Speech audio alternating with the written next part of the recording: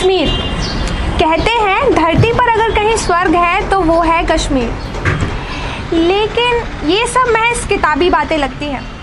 कश्मीर का नाम जैसे ही जहन में आता है तो ख्याल आता है आतंकवादियों का, अलगाववादियों का, पत्थरबाजों का।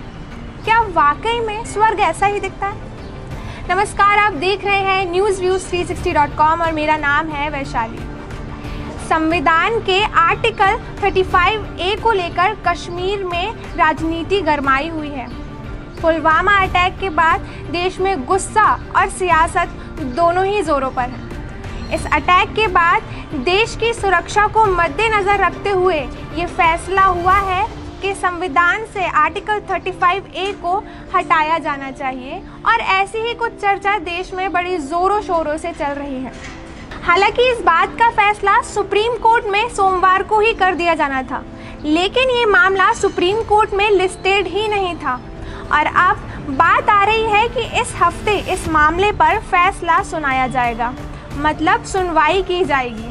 और इसी बात को लेकर कश्मीर की पूर्व मुख्यमंत्री और Jammu Kashmir people democratic party की प्रेसिडेंट महबूबा मुफ्ती ने केंद्र को चेतावनी देते हुए कहा है कि अगर आर्टिकल 35A पर कोई भी फेरबदल की जाती है तो कश्मीर में विद्रोह होगा। पुलवामा अटैक के बाद देश में गुस्सा और सियासत दोनों ही जोरों पर है। इस अटैक के बाद देश की सुरक्षा को मद्देनज़र रखते हुए ये चर्चा चल रही है कि संविधान से आर्टिकल 35A को हटा देना चाहिए। हालांकि इस बात पर सुनवाई होनी थी सोमवार को, लेकिन बताया जा रहा है कि सुप्रीम कोर्ट में ये मामला लिस्टेड ही नहीं था, लेकिन इस हफ्ते इस मामले पर सुनवाई होने के आसार हैं। और इसी बात को लेकर कश्मीर की पूर्व मुख्यमंत्री और Jammu Kashmir people democratic party की प्रेसिडेंट महबूबा मुफ्ती ने केंद्र को ये चेतावनी दी है कि अगर आर्टिकल 35A के साथ किसी भी तरह की फेरबदल होती है तो कश्मीर में विरोध होगा। और इन्हीं सब के बीच कश्मीर में एक अलग ही तरह की सियासत और तनाव देखने को मिल रहा है। देश की सुरक्षा और अलगाववादियों पर एक्शन लिए जाने पर एक बड़ा फैसला लेना बाकी है, जिसका विरोध करते हुए महबूबा मुफ्ती कह रही हैं कि should not play with fire and push Kashmiris towards war. एक non government organization we the citizen की याचिका पर सुप्रीम कोर्ट ने आर्टिकल 35A पर सुनवाई करने का फैसला लिया था। इस फैसले का विरोध अलगाववादियों में बड़ी जोर शोर से देखा जा रहा है। आखिर क्या है आर्टिकल 35A, जिसका नाम आते ही अलगाववादी भड़क उठते हैं?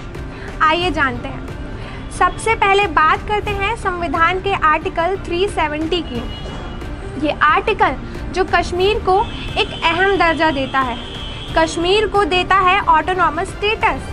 और ऐसा ही एक और आर्टिकल सामने आता है आर्टिकल 35A, जो कि कश्मीर को कुछ विशेष प्रावधान मुहैया कराता है। आइए जानते हैं आर्टिकल 35A का इतिहास।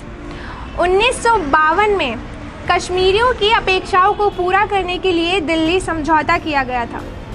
इस समझौते में भारत के प्रधानमंत्री जवाहरलाल नेहरू और उस समय कश्मीर के प्रधानमंत्री शेख अब्दुल्ला शामिल थे। इसी समझौते के तहत 14 मई 1954 में डॉक्टर राजेंद्र प्रसाद ने आर्टिकल 35A को जवाहरलाल नेहरू की एडवाइस पर लागू किया और इसी आर्टिकल 35A को बेस बनाकर जम्मू कश्मीर ने स्थायी निवासियों की डेफिनेशन तैयार की। आखिर क्या है स्थायी निवासियों की ये परिभाषा?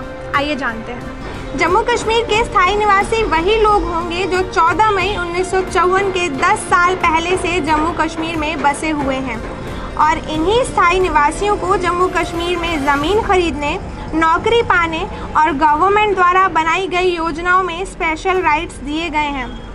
इसके अलावा देश के किसी भी क्षेत्र से आने वाले निवासियों को जम्मू कश्मीर में सरकारी नौकरी करने का प्रावधान नहीं है, ना ही जम्मू कश्मीर में ज़मीन खरीदने का हक है। देश के किसी भी क्षेत्र का व्यक्ति परमानेंटली जम्मू और कश्मीर में नहीं बस सकता है। अगर कश्मीर की कोई महिला किसी गैर कश्मीरी से शादी करती है तो उस महिला के पास तो स्पेशल राइट्स होंगे, लेकिन उसके पति और बच्चों के पास नहीं। क्योंकि देश की सुरक्षा सबसे पहले आती है, इसीलिए इन सभी बातों पर विचार और चर्चाएं चल रही हैं।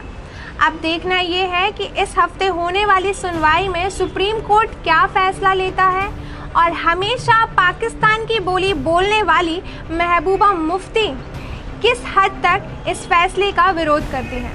आप देखते रहिए न्यूज़व्यूज़ 360.com, खबरें अलग अंदाज।